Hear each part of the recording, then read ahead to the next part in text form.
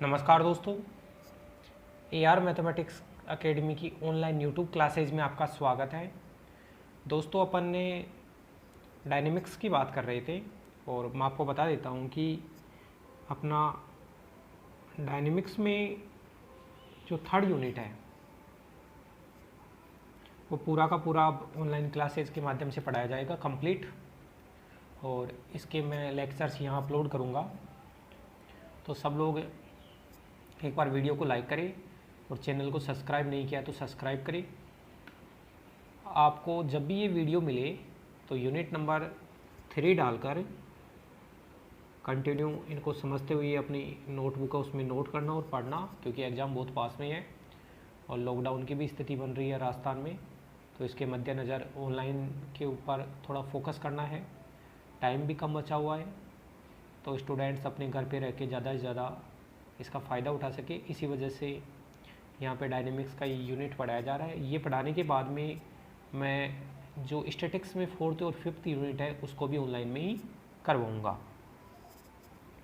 अब जो चैप्टर है, चैप्टर का नाम है, चैप्टर है अपना एट।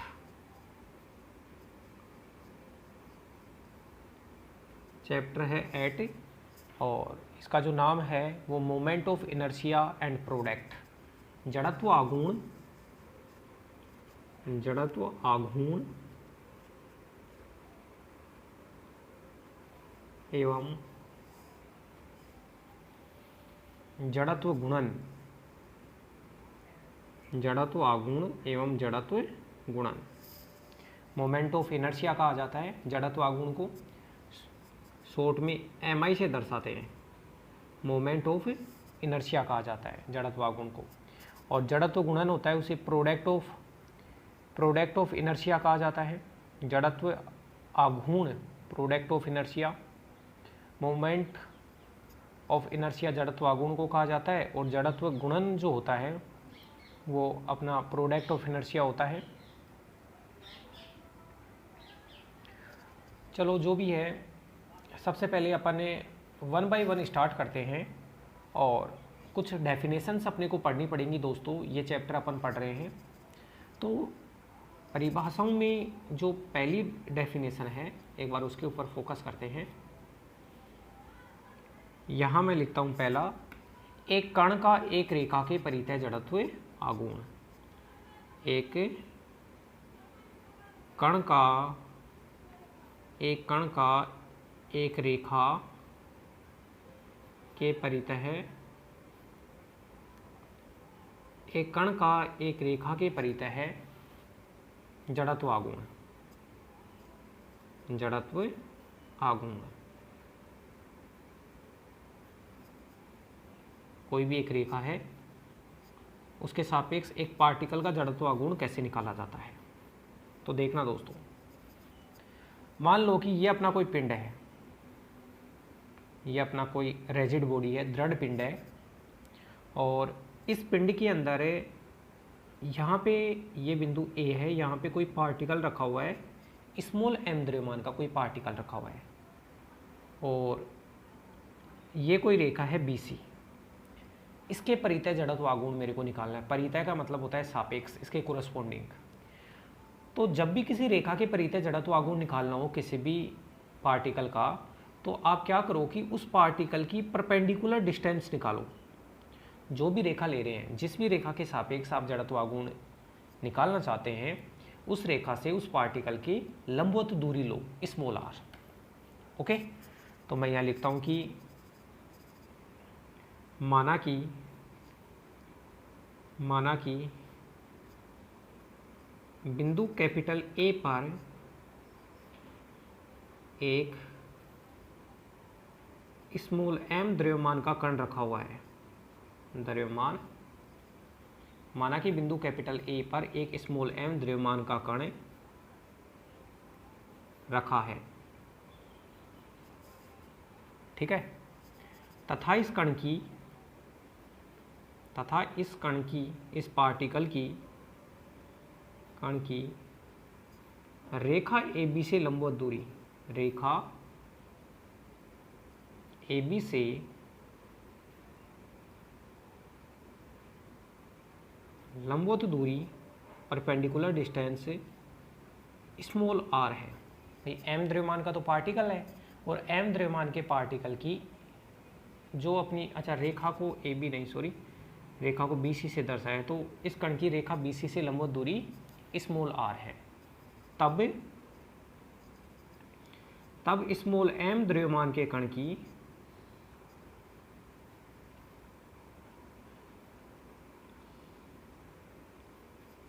स्मॉल एम द्रव्यमान के कण का BC के परितः है, तब स्मॉल एम द्रव्यमान के कण का BC के परितः है जड़त्वागुण। जो एम द्रव्यमान का कण था उसका जो रेखा BC के परितः जड़त्वागुण होता है। अच्छा, जड़त्वागुण को MI से दर्शाएंगे। MI मतलब मोमेंट ऑफ इनर्शिया। ये क्या होता है? ये होता है मास द्रव्यमान इनटू परपेंडिकुलर डिस्टेंस, या हिंदी में लिखे तो लंबवत दूरी का स्क्वायर। जब मास को जिस रेखा के परितः आप जड़त्वागुण निकालना चाहते हैं उससे लंबवत दूरी से के वर्ग से गुणा कर देते हैं, तो अपने को उस पार्टिकल का BC जो रेखा है उसके परितः जड़त्वागुण प्राप्त होता है। तो ये बन गया mr स्क्वायर। भाई मास को स्मॉल m और लंबवत दूरी को अपन ने स्मॉल r से डिनोट किया था, तो ये मोमेंट ऑफ इनर्शिया बन गया mr स्क्वायर। तो दोस्तों स्मॉल m द्रव्यमान का एक पार्टिकल था, उसका रेखा BC के परितः जड़त्वागुण होता है स्मॉल m मास, और लंबवत दूरी जो स्मॉल r है उसका स्क्वायर। आप देखिए इसको। ठीक है, मैं अगली स्लाइड में चलता हूँ। अब ये तो एक पार्टिकल का था। अब मान लो पार्टिकल्स की संख्या बहुत ज़्यादा हो तो कैसे निकालेंगे अपन? तो लिखता हूँ यहाँ पे एक कण निकाय का, दूसरी हेडिंग है, एक कण निकाय का, एक कण निकाय का, एक कण निकाय का एक रेखा के परितः है, रेखा के परितः है जड़त्वागुण, जड़त्व आघूर्ण। कोई भी एक ऐसा निकाय है जिसमें बहुत सारे कण हैं, तो एक कण निकाय है उसका एक रेखा के परितः जड़त्वागुण किस प्रकार से निकलेगा। तो एक बार देखना, ये मान लो कि कोई बॉडी है अपनी और उसमें ये रेखा है, ये मान लो B है और ये C है। ओके, यहाँ पे मान लो कि कोई स्मॉल m1 द्रव्यमान का पार्टिकल रखा हुआ है, यहाँ पे मान लो दोस्तों स्मॉल m2 द्रव्यमान का पार्टिकल रखा हुआ है, यहाँ पे स्मॉल m3 द्रव्यमान का पार्टिकल रखा हुआ है, और यहाँ पे मान लो कोई स्मॉल mn द्रव्यमान का पार्टिकल रखा हुआ है। तो आप क्या करो कि जैसे स्मॉल m द्रव्यमान का पार्टिकल रखा हुआ है तो इसकी BC से लंबवत दूरी निकालो। BC से लंबवत दूरी ये हो गई, और इस दूरी को दर्शाते हैं R1 से। स्मॉल m2 द्रव्यमान का पार्टिकल है, उसकी लंबवत दूरी R2 हो गई, इसकी लंबवत दूरी Rn हो गई, और इसकी लंबवत दूरी हो गई अपनी R3 हो गई। तो इस प्रकार से ये लंबवत दूरी अपन ने निकाल ली। तो मैं क्या करूँगा, मैं यहाँ थोड़ा सा लैंग्वेज लिखता हूँ। माना m1 m2 और mn, माना m1 m2 mn द्रव्यमान के कुछ कण, द्रव्यमान के कणों की रेखा BC से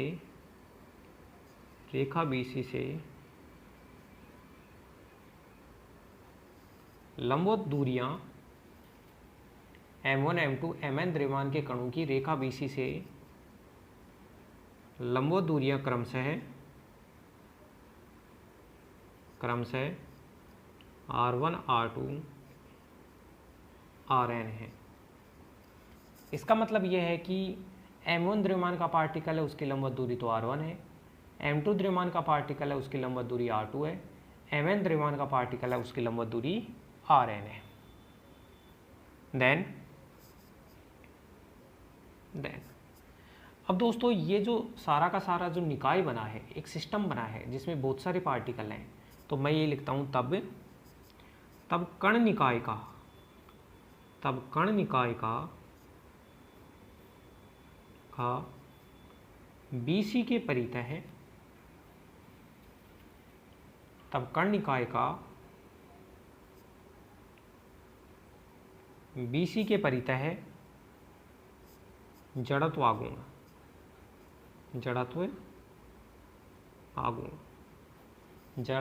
को mi से दर्शाएंगे, मोमेंट ऑफ इनर्शिया। वो क्या होगा, जितने भी कण हैं उन सारे कणों का जड़त्व आघूर्ण निकाल लो और उनको जोड़ दो। जैसे पहला कण है तो इसका हो गया m1 r1 स्क्वायर, दूसरे कण का हो गया m2 r2 स्क्वायर, ऐसे करते करते जो nवा कण है उसका हो गया mn rn स्क्वायर। तो ये टोटल पार्टिकल का जड़त्व आघूर्ण आ गया, राइट। और इसको शॉर्ट में अगर अपन लिखना चाहिए तो ये हो गया mi ri स्क्वायर और i बराबर 1 to n। ये मोमेंट ऑफ इनर्शिया हो गया, ये जो अपना कण निकाय था उसका मोमेंट ऑफ इनर्शिया हो गया i बराबर 1 to n mi ri square. क्योंकि इसमें जितने भी जो पार्टिकल हैं सारे पार्टिकल का जड़त्व आघूर्ण निकाल लो और उनको जोड़ दो।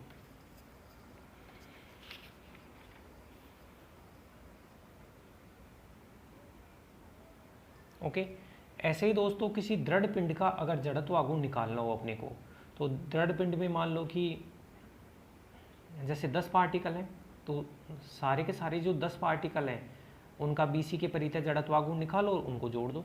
तो इस प्रकार से उस दृढ़ पिंड का जड़त्व आघूर्ण मिल जाएगा अपने को। चलो अगला आर्टिकल देखते हैं, परिभ्रमण त्रिज्या या घूर्णन त्रिज्या। अगला आर्टिकल आपको लिखना है परिभ्रमण त्रिज्या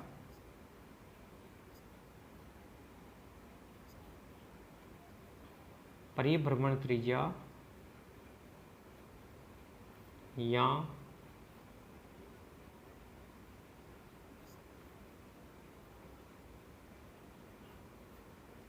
घूर्णन त्रिज्या। अब देखते हैं कि भाई परिभ्रमण त्रिज्या या घूर्णन त्रिज्या क्या होता है।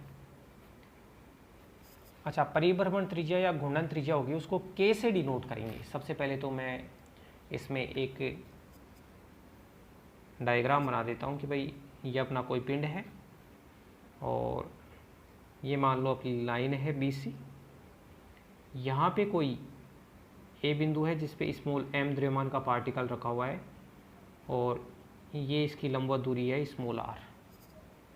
तो मैं लिखता हूँ कि एक कैपिटल M द्रव्यमान का दृढ़ पिंड है, रिजिड बॉडी है जिसका कोई ना कोई मास होगा, कैपिटल M द्रव्यमान का कोई दृढ़ पिंड है, तब K को इस प्रकार डिफाइन किया जाता है, K को इस प्रकार डिफाइन किया जाता है, इस प्रकार परिभाषित किया जाता है, तब K को इस प्रकार परिभाषित किया जाता है। देखो कैसे परिभाषित किया जाता है, जो जड़त्व आघूर्ण होता है I बराबर mk स्क्वायर। K को इस प्रकार से डिफाइन करना है आपको, I बराबर mk स्क्वायर।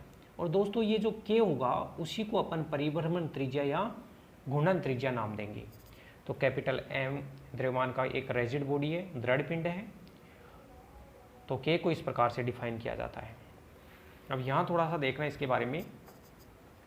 भाई मैंने बताया कि I का मान होता है वो mk स्क्वायर होता है, तो यहाँ k स्क्वायर का जो मान आया m/i आया।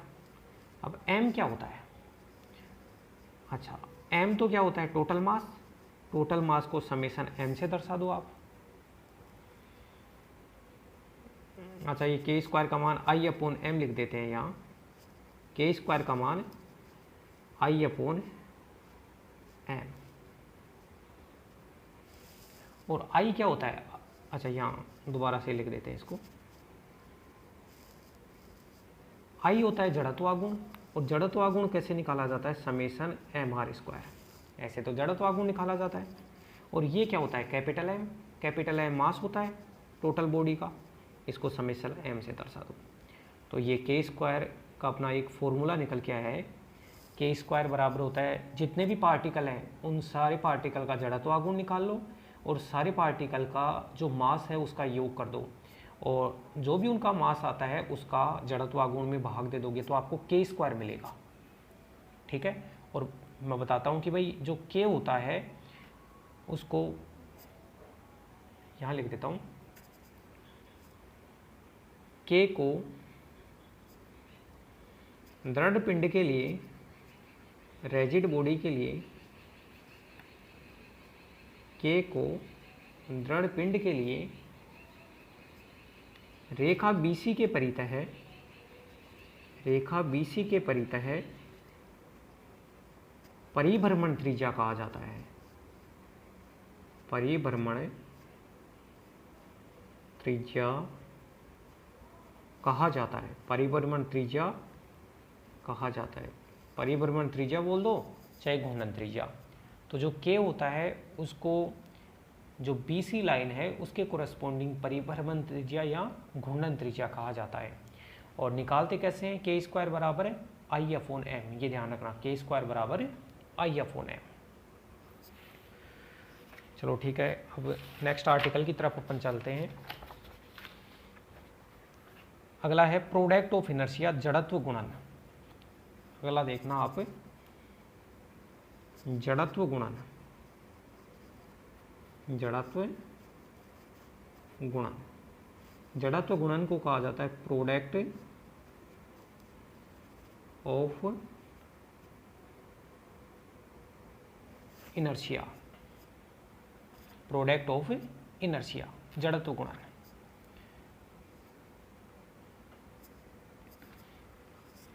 अब जड़त्व गुणन क्या होता है कि मान लो कि दोस्तों ये अपना कोई XY प्लेन है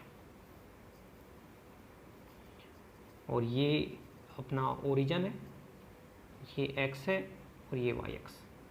यहाँ पे मान लो कि ये कोई बिंदु P है जिसके कोऑर्डिनेट x, y है।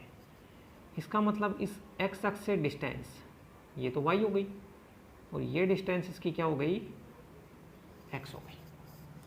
ओके। और यहाँ पे बिंदु P पे एक स्मॉल m द्रव्यमान का मास रखा हुआ है। तो लिख देता हूँ मैं, माना कि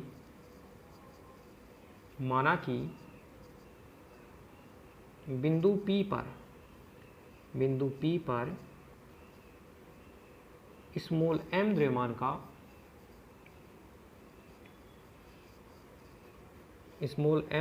का कोई कण रखा हुआ है,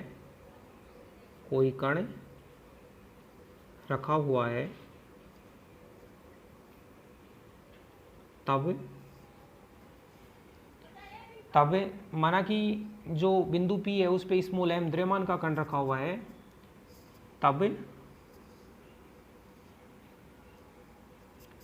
तब ये जो कण है, कण का OX व OY के परितः जड़त्व गुणन। अच्छा यहाँ ध्यान रखना, जो जड़त्व गुणन निकलेगा वो दोस्तों दो परपेंडिकुलर अक्षों के लिए निकलेगा। जड़त्व गुणन जब भी बात करेंगे, भाई जड़त्व आघूर्ण की बात करें तो किसी भी रेखा के लिए निकाल रहे थे अपन, उससे परपेंडिकुलर डिस्टेंस देख लेते थे। और जब भी जड़त्व गुणन की बात करेंगे तो जड़त्व गुणन के लिए आपको दो अक्षों की जरूरत पड़ेगी और वो अक्ष भी ऐसे होने चाहिए जो दोनों परपेंडिकुलर होने चाहिए। और फिर आपका जो पार्टिकल रखा हुआ है वहाँ से उन दोनों अक्षों की परपेंडिकुलर डिस्टेंस भी चाहिए होगी। जैसे ये परपेंडिकुलर डिस्टेंस y है और ये परपेंडिकुलर डिस्टेंस क्या है, x है। तो हमेशा जड़त्व गुणन है वो दो लंबवत अक्षों के लिए निकलेगा। तब OX व OY के परितः जड़त्व गुणन कितना हुआ, जड़त्व गुणन हो गया अपना MXY, मास स्मॉल m और इसके ये लंबवत दूरी और ये लंबवत दूरी, तो इसे जड़त्व गुणन कहा जाता है mxy। ओके दोस्तों, अब इसके बाद में है कि भाई अपना त्रिविम समष्टि की वो तो देख लेंगे अपन बाद में, फिलहाल तो आप यही ध्यान रखो जड़त्व गुणन का। चलो एक छोटा सा पॉइंट ये और देख लेते हैं 3D वाला। वैसे तो मैं ये सोच रहा था भाई जब क्वेश्चन आई तब देख लेंगे, आप लिख लो फिलहाल कि त्रिविम समष्टि में, त्रिविम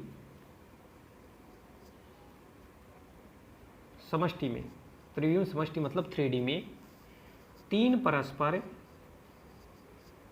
परस्पर लंबवत अक्षों के सापेक्ष, तीन परस्पर लंबवत अक्षों के सापेक्ष, तीन परस्पर लंबवत अक्षों के सापेक्ष जड़त्व आघूर्ण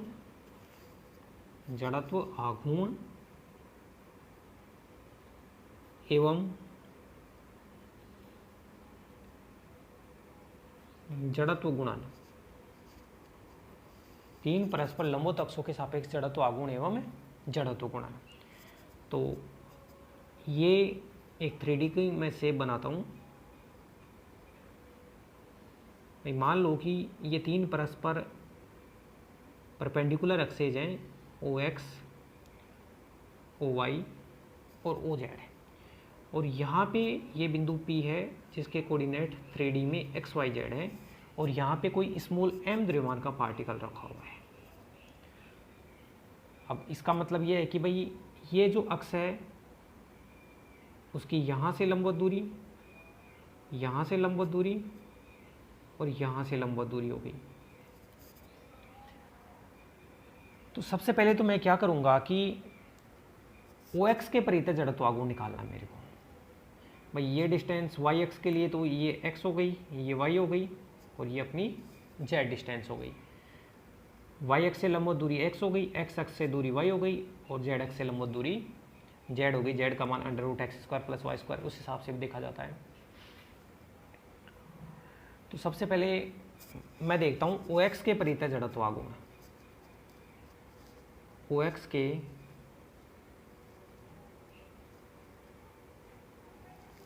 परितः है जड़त्व आघूर्ण। ये जो पार्टिकल है उसका इस OX के परितः जड़त्व आघूर्ण देखना है।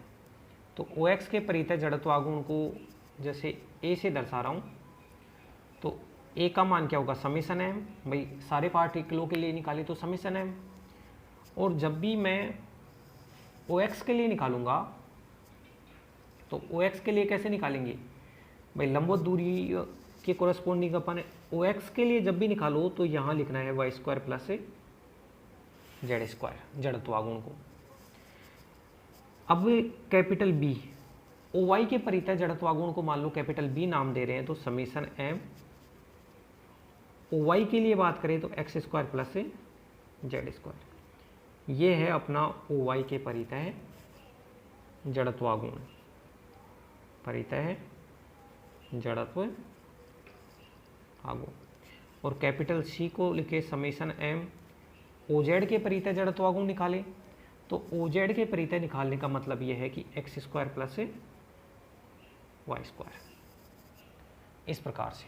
अच्छा ये x y z नहीं होंगे, अच्छा ये ध्यान रखना थोड़ा सा, बस इतना ध्यान रखना दोस्तों कि बिंदु P के कोऑर्डिनेट x y z हैं, तो इसका मतलब इस अक्ष से दूरी, अब ये 3D का चित्र है तो यहाँ दिखाई तो देंगे नहीं, ये स्पेस के अंदर एक ऐसा पॉइंट है जिसकी x अक्ष से दूरी है, x y और z अक्षों के कोरस्पोंडिंग दूरियों के अनुसार ये कोऑर्डिनेट x y z लिए गए हैं। तो आपको ये ध्यान रखना है कि जब OX के परितः जड़त्व आघूर्ण निकालना हो तो समेशन m, भाई पूरे पिंड के लिए, अगर एक पार्टिकल के लिए निकालते तो केवल m लिखते, पूरे पिंड के लिए निकाले तो समेशन m, और OX के परितः निकालना है तो y² + z², OY के परितः निकालना है तो x² + z²। और अगर आप OZ के परितः निकाल रहे हो, OZ के परितः जड़त्व आघूर्ण निकाल रहे हो, तो ये बन गया x² + वाई स्क्वायर। ओके, ये तो जड़त्व आघूर्ण की बात हो गई 3D के अंदर। अब मैं जड़त्व गुणन की भी बात कर लेता हूँ। तो और अपन जानते हैं कि जड़त्व गुणन के लिए अपने को दो परपेंडिकुलर अक्षों की जरूरत होगी। तो लिखता हूँ OX व OY के परितः है जड़त्व गुणन, जड़त्व गुणन। OX और OY के परितः जड़त्व गुणन को समेसन M, OX और OY के लिए यहाँ पे XY आ जाएगा। भाई जड़त्व गुणन निकालेंगे तो दो परपेंडिकुलर अक्ष चाहिए, OX और OY के परितः जड़त्व आघूर्ण जो अपना निकला OX और OY के समेसन MXY। ऐसे ही OY व OZ के परितः है जड़त्व गुणन, परितः है जड़त्व गुणन। तो ये क्या हो गया, समेसन MYZ हो गया। और OZ व OX के परितः है, OZ व OX के परितः है जड़त्व गुणन निकालना हो तो ये बन गया समेसन MZX। तो इनको ध्यान रखो तो रख लेना इस वाले पॉइंट को, 3D वाले को, और ना भी ध्यान रखे तो जब क्वेश्चन अपन करेंगे तब इसको देख लेंगे। भाई जड़त्व आघूर्ण के लिए तो एक अक्ष की जरूरत होती है और जड़त्व गुणन के लिए दो परपेंडिकुलर अक्षों की जरूरत होती है। तो OX OY के परितः जड़त्व गुणन निकालना हो तो MXY, YZ के लिए YZ, OX के परितः जड़त्व आघूर्ण तो समेसन है, और X के कोरस्पोंडिंग निकालना है तो Y square plus Z square कर दो, Y के कोरस्पोंडिंग निकालना है तो X स्क्वायर और Z स्क्वायर कर दो। तो देखो इसको अपन ऐसे समझ सकते हैं कि जब OX के परितः जड़त्व आघूर्ण निकालना था तो समेसन MY स्क्वायर किया और समेसन MZ स्क्वायर किया और उनको जोड़ा है, तब ये निकल के आया है। तो दोस्तों मैं इसी के साथ में इस लेक्चर को समाप्त करूंगा। जो डेफिनेशंस थी वो तो हो गई हैं, अब अपनी 5-6 आर्टिकल हैं तो 1 बाय 1 अपन एक एक आर्टिकल को देखेंगे। आप वीडियो को लाइक करें, चैनल को सब्सक्राइब करें, सब्सक्राइब नहीं किया तो ज़्यादा से ज़्यादा अपने दोस्तों तक शेयर करें। और आपको किसी भी क्वेश्चन में कोई भी डाउट आती है तो आप पर्सनल मैसेज भी कर सकते हैं या फिर आप कमेंट बॉक्स में डाल दिया करो, जिससे कि मेरे को जब भी कोई मेरे को लगता है कि भाई ये क्वेश्चन बताना चाहिए तो मैं ज़रूर बताने की कोशिश करता हूँ उसको, और आप पढ़ो कंटिन्यू। ठीक है दोस्तों, धन्यवाद।